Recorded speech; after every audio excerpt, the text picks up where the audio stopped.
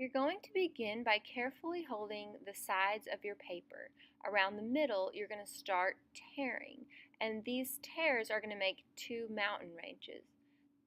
We like this white that's showing. If you get that, that looks really pretty to be misty on the top of your mountain, or maybe there's a little snow on the top of your mountains in the distance.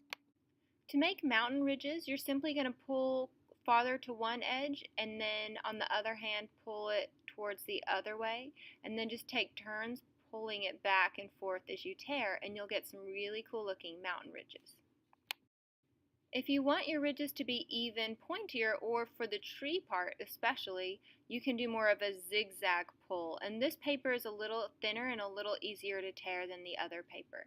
So you just pull to one side and then pause and then pull back to the other side. If you get it a little too close to the edge and it rips, it'll be okay.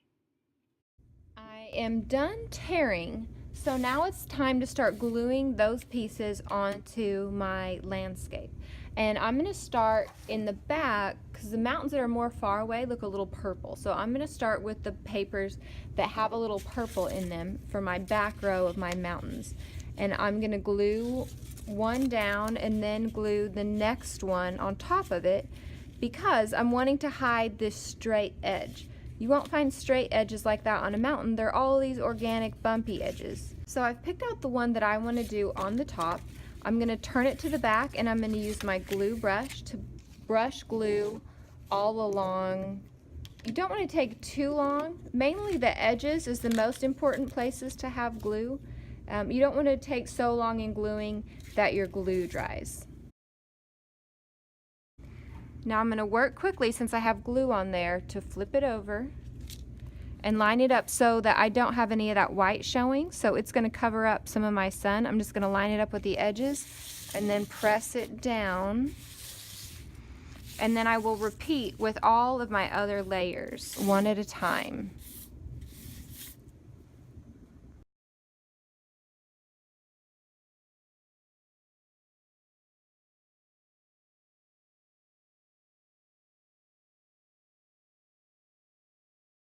Now I've glued my last piece and I've been overlapping as I go.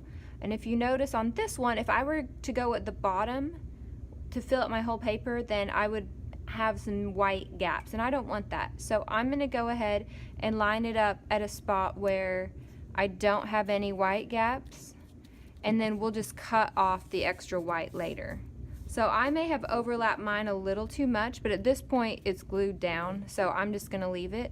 But if you wanted to test it out before you glue it down, it's okay if you have either too much white left or not, you don't get to use all your papers. Either way is fine.